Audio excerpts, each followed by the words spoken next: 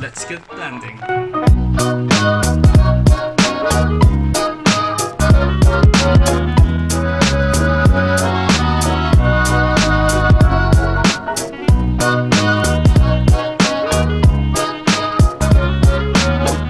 What's up, plant people? Joex here, and welcome to another video of the Plant Box. Another day, another Sunday plant day. And for today, we are going to continue the houseplant tour from the last week's video. And if you haven't seen the previous video, it was the introduction of this channel, and I showcased the first half of my plant collection as well. So go and watch it to give you ideas, choices, or options of houseplants that you can add to your home. Also, thank you so much guys for watching the first video and supporting this channel. Hope you enjoy the video and hope that you like, share, and subscribe to this channel for more. Also, click the notification bell just to keep you up to date. Also today, I am going to share with you guys the essential tools that I use in maintaining and taking care of my houseplants. So, without further delays, let's get started. So, we will start with the biggest plant in my entire plant collection, which is the Spiderphilum, or also known as the peace lily. Look at the size of this plant. It's really huge compared to the other plants inside my bedroom. So this one hasn't bloomed yet, but hopefully during this springtime it will. But she's living her happy life now cause she's shooting new leaf there. Moving on, we got here some sort of my tropical plant collection. So we got here my parlor palm and a fan-shaped palm and my little Cavendish or banana tree. And this one is a mother plant cause she's shooting new baby on her side there. Moving on, oh by the way, this frame at the back, I got it from our Secret Santa last year from work, so my colleague gave this to me. It's a frame of how not to kill your houseplants. So it has different plants with different keys on how to take care of them. So yeah, it's a really awesome frame. Also, another of my supplemental lighting here. So I got here a couple of LED lights just to supplement the plants on this area, other than having a south-facing window. So I got here a south-facing sunroof. So sometime in the future, I'm going to make a video discussing about different lighting and different supplemental lighting for your plants. So moving on with the houseplant tour. So we got here another of my trailing or hanging plant, which is my Dischidia ovata or watermelon Dischidia. And here we got a couple of my Ficus elastica. So we got here the small one is my Teneki. Look at the pattern of the leaf, which about to shoot a new leaf as well. And we got here another of my favorite plant, which is a black colored one. So we got here my Ficus elastica Black Prince. So yeah, it has a black colored leaf as well. And moving further down, we got here my regular Anthurium or red flamingo Anthurium. And at the back is my Calathea network or Calathea mosaica. And I really love the pattern of these leaves. It looks like a glass mosaic or a mosaic. And here on the left, we got here a couple of my snake plants. And this one is a different variegation, which is a cylindrica Sansevieria. I mean Dracaena, since they changed the genus now to Dracaena. So here on the floor area, we got here my humidity tray, which contains my, wait for it, mosses. So I use this mosses for my kokedama terrarium and for my bonsais as well. So let's close this up. I'll show you a little thing here. This one contains my springtails. So I got here a tub of springtails. So this one, I recently cultivated this one, and I use this for my terrarium setups, which makes them bioactive. Because springtails are used to help combat and eliminate the most common terrarium problems, which is mold. And they feed off only on molds and dead vegetation, so therefore, they make for a great cleanup crew. The springtails are harmless to humans, pets, and even plants. So, more onto that on terrariums. Moving on to my propagation station. So this is where I propagate my plants, and this is where my humidity tray for my other mosses as well that I use for my terrariums, kokedama, and my bonsai. So I'll show you this one. This one is I recently rooted this colocasia or elephant ear, also known as star plant. As you can see, this one is starting to grow, and I'm waiting for this one to show up as well. So moving on to my workstation, some sort of workstation where my plant rack is. Let's start with the this one. We got here my alocasia poly. So this one recently unfurled a new leaf. So this is the new ones. Look at the size of the leaf, and I love the pattern as well. The nerve thingy on its leaf. It's really awesome. So at the back, we got here my begonia rex. So this one is shooting new leaves as well. Then here is my ficus ginseng bonsai. So this one, I put a galvanized wire in one of its branches, tying towards the trunk so that I can bend it more towards this side. Since I don't have any access to the bonsai wiring thing, so this will do for now. And as I mentioned earlier, the mosses that I use that I propagate rather are used in this kind of setups, like this one, my bonsai, and my kokedamas. So here, another rescue from Wilco, because apparently Wilco is selling plants on water bottles. So this one, I rescued this one a few months back, and this one is really loving its new life. And this one recently unfurled its new leaf. There, it's my birds of paradise, or Strelitzia. Did I pronounce that right? Well, anyway. So moving on, we got here another of my bonsai. This one is, I believe, a Chinese elm. I rescued it from our local garden center, and when I bought this one, it doesn't have any leaf, but now it's starting to shoot new leaf, and it recently, I don't know if you can see, bloomed a flower there. So here at the top of my humidifier, we got here my kokedama asparagus fern. So I recently made this one, well, a few months back as well, at the same time when I made the lucky bamboo kokedama. So I really love the look of kokedama. Again, so if you want to learn more about kokedamas, please subscribe to my channel and stay tuned for the future videos about kokedamas. Right, so we got here my ferns. So we got here a variegated maiden's hair fern, so it got a brown tips on it. So and this one, a variegated buster fern with brown tips on it. No, just kidding. So this one are a couple of my ferns. So I am really struggling with ferns, to be honest, but so far I'm trying to revive this one, and I don't know, they're just being a diva, but so far my Boston fern is really fighting well. Unlike this one, the notorious maiden's hair fern, it's still struggling, but hopefully I can revive this one. But compared to this little maiden's hair fern, I recently purchased this one, so hopefully this will thrive well.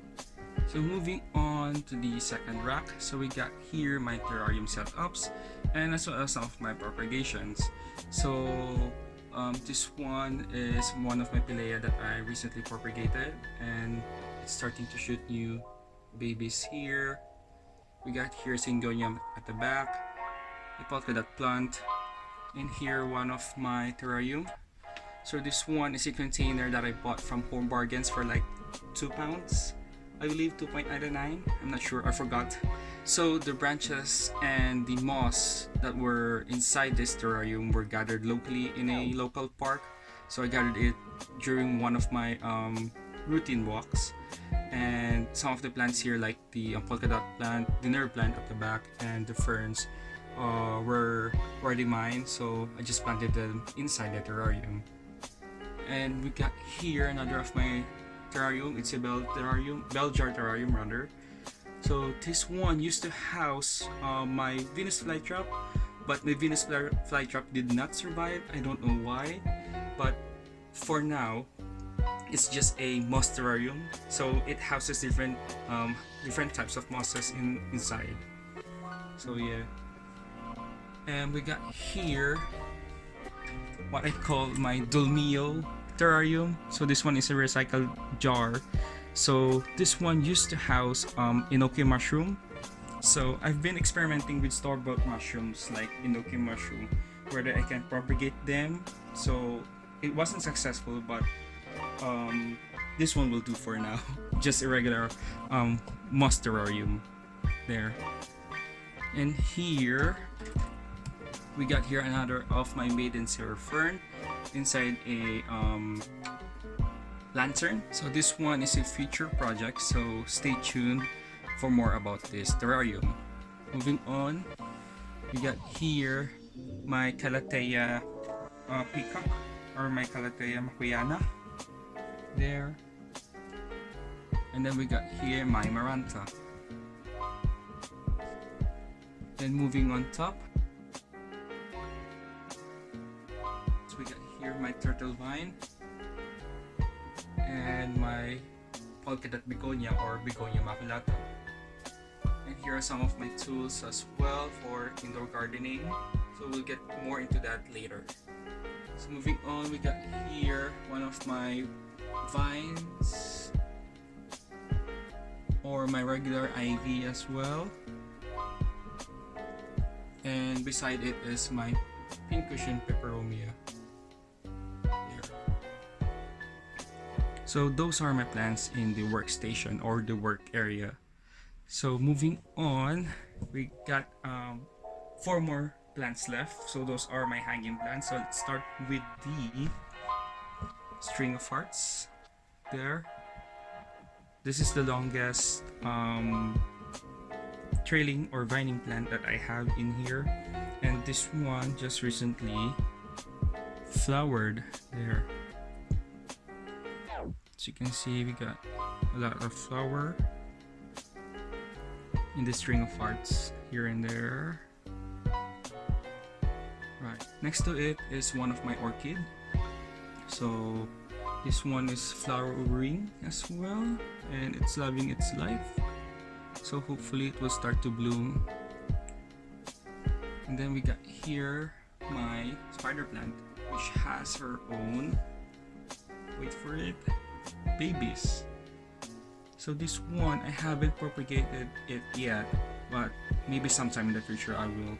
But for now, I'm loving the look of my spider plant hanging with her babies on the side there. Then the last plant for this houseplant tour is my string of pearls there. So there you have it. So that's my entire plant collection. So we are now going to talk the essential tools that I use for my houseplants. The tools that I'm going to share are the tools that helps me in maintaining my houseplants and I think would be beneficial for you and your plants.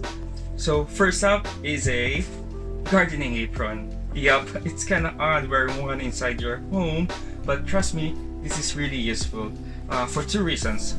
First, I wear this apron to prevent dirt and water splashes from getting into my clothes.